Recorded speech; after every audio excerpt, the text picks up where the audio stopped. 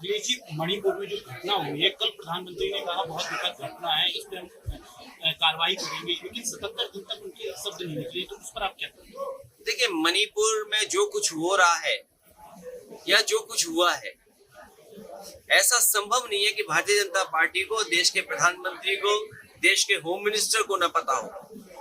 सच्चाई तो ये है कि आरएसएस की नफरत की राजनीति, आरएसएस की बांटने की राजनीति और भारतीय जनता पार्टी का लगातार वोट कैसे बढ़े, लड़ाई और झगड़े और नफरत से लोगों में दूरियां हो जाएं, उन्हें वोट कैसे मिले, इस दिशा में लगातार वो प्रयोगशाला की तरह मणिपुर को इस्तेमाल कर रहे थे। और उसका परिणाम ये हुआ, कई लोगों ने जान दे दी, जान खो गई और न जाने कितने लोगों को घर छोड़ना पड़ा, नुकसान हुआ है। और जिस तरह की तस्वीरें आई कि एक महिला को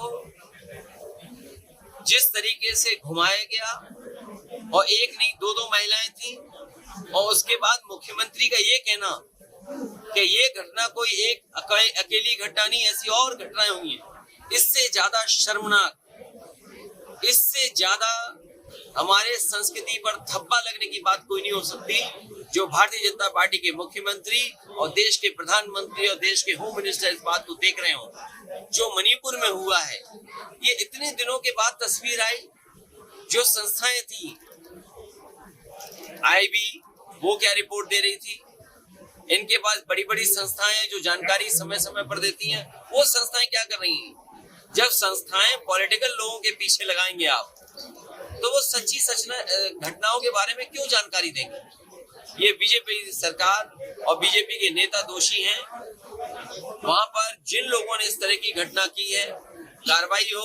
और आपके माध्यम से यही अपील होगी मणिपुर की जनता से कि झगड़ा, हिंसा, एक दूसरे के खिलाफ नफरत फैलाने से कोई रास्ता नहीं निकलेगा।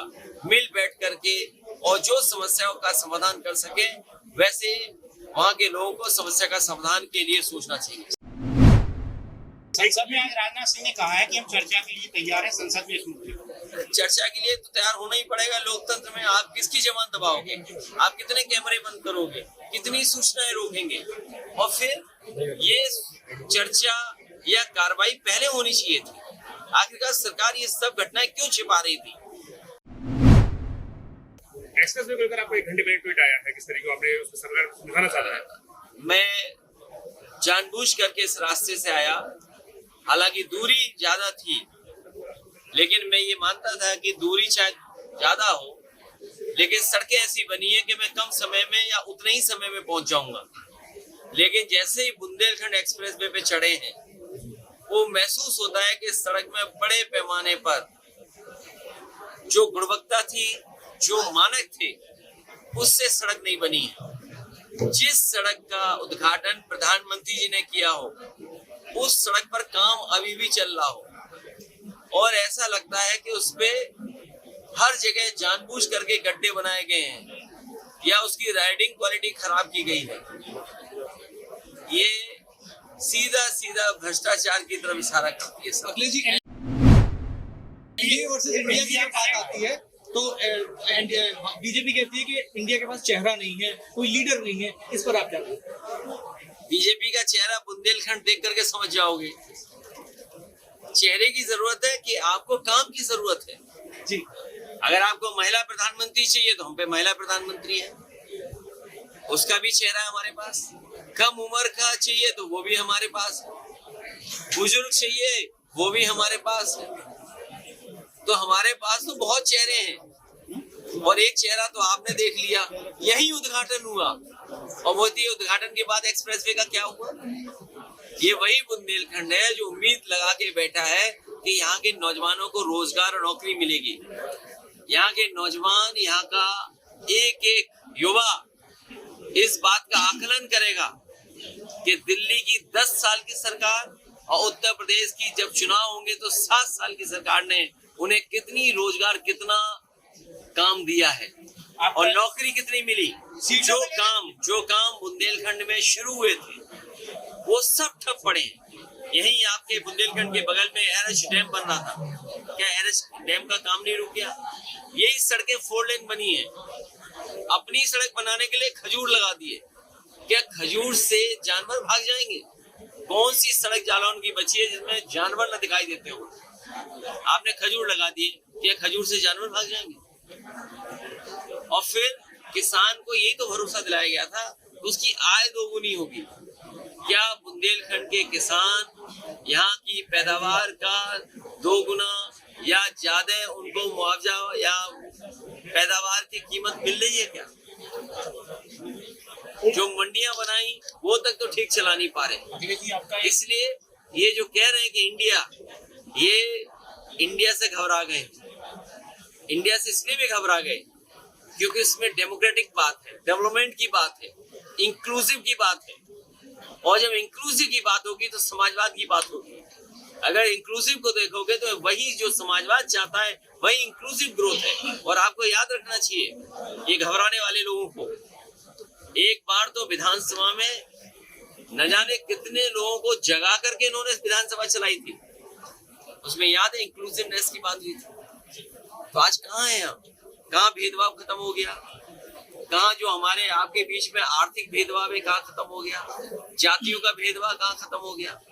तो अगर हम इंक्लूसिवनेस की बात कर रहे हैं तो हम सबको साथ लेकर के चलने की बात कर रहे हैं। आपका एक सहयोगी है आरएलडी, चर्चाएं आ रही है जयंत चौधरी की वो एनडीए में शामिल हो। देखो ये पत्रकार भाइयों, ये चंडू खाने की गप मत चलाया करो।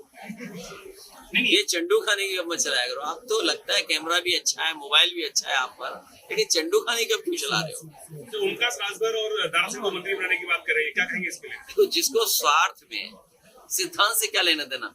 और मैं आपसे बहुत समझदारी की बात कह रहा हूँ, ये चाहते हैं कि इन्हीं लोगों से बहस छिड़ी रहे, इसीलिए आप लोग भी उनके इंटरव्यू लेते हो। सवाल ये नहीं है, सवाल ये है कि जाति जनगणना होगी कि नहीं होगी, सामाजिक न्याय में जो भेदभाव हुआ है क्या उस पर चर्चा होगी, क्या उसमें समाधान ढूंढेंगे कि नहीं ढूंढे। ये केवल इंडिया से नहीं घबराए हुए हैं, ये समाजवादियों के नारा जो पीडीए उससे भी घबराए हुए हैं।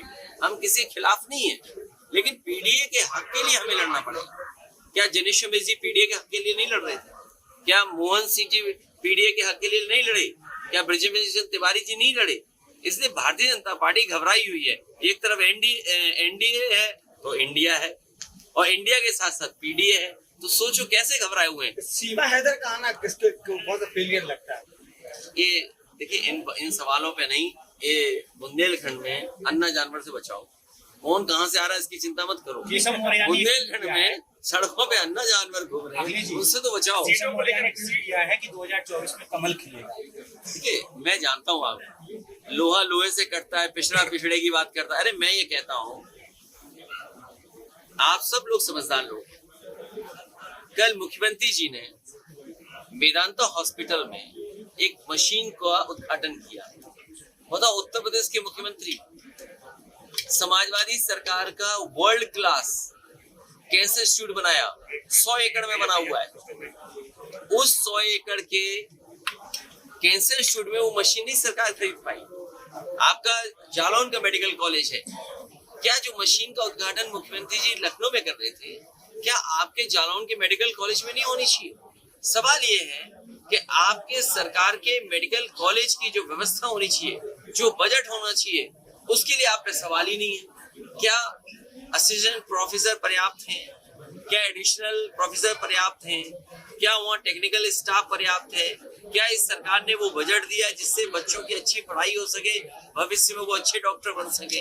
क्या इसके लिए बजट दिया सरकार ने? और मैं तो आपसे कह के जा रहा हूँ, एक जिला अस्पताल बताओ मुझे, एक जिला अस्पताल जहाँ गरीब का इलाज हो रहा हो। और अगर आप सरकार की तरफ से जो सवाल पूछ रहे हो ये, क्योंकि 2 सवाल मुझे एक इधर से पूछा एक इधर से पूछा, मैं आपके साथ अभी जिला अस्पताल चलने को तैयार हूँ। आप बताओ क्या दुर्दशा है? अगर ना आप शर्मिंदा हो जाओ तो बताना। तो जो सरकार डबल इंजन की कहती हो, दिल्ली में सरकार उनकी, यूपी में सरकार उनकी, लेकिन पूरे उत्तर प्रदेश में एक जिला अस्पताल नहीं बनाया जिसमें गरीब का इलाज हो जाए। एक मंडी नहीं बनाई जहां पर किसान को अपनी पैदावार की आय दोगुनी मिल जाए। तो सवाल यह है सवाल ये नहीं है कि कौन शपथ ले रहा है, कौन ट्वीट करके क्या कमल खिला रहा है। अरे कमल देखो इस बार कहाँ गिरा पड़ा है मिलेगा, आपको पता नहीं लगेगा।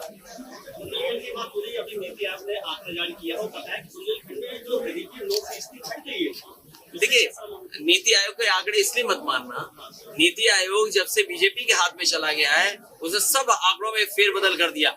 मैं आपसे कहता हूँ, क्या जीडीपी जो सरकार बताती है वो है? क्या सरकार लगातार ये बताती है कि 100 में केवल 4 लड़के बेरोजगार हैं? क्या मुख्यमंत्री जी ने सदन में नहीं कहा कि 100 में बेरोजगारी दर बताई उन्होंने, 4% बेरोजगारी दर है। तो अगर नीति आयोग ये कहता है, जो बात आप कह रहे हो, हमारे मुख्यमंत्री जी कहते हैं कि 100 बच्चों में केवल 4 बेरोजगार हैं। अरे आप पत्रकार हो, हर पार्टी के नेता से मिलते हो, हर कार्यालय के आसपास जाते हो, पूरा जिले की जानकारी है, बताओ कि 100 में 4 बेरोजगार हैं।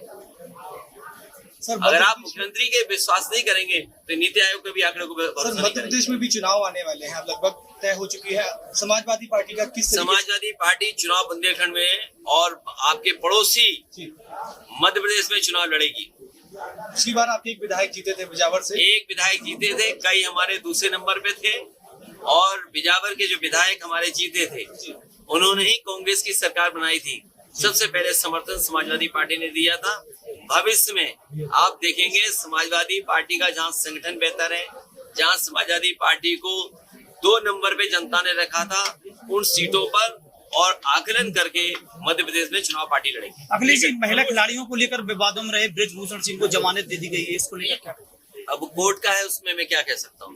आज सुनवाई हुई थी, 4 अगस्त लगा दी और साथ ही सुप्रीम कोर्ट ने गुजरात सरकार को और राहुल गांधी वाली देखिए, ये कभी-कभी मुझे ये लगता है कि एक को परेशान करके कुछ लाभ लेना और कुछ लाभ लेना, कांग्रेस के नेता को परेशान करना, उससे लाभ लेना। इस चैनल को देखने के लिए आप इसे लाइक, शेयर और सब्सक्राइब करें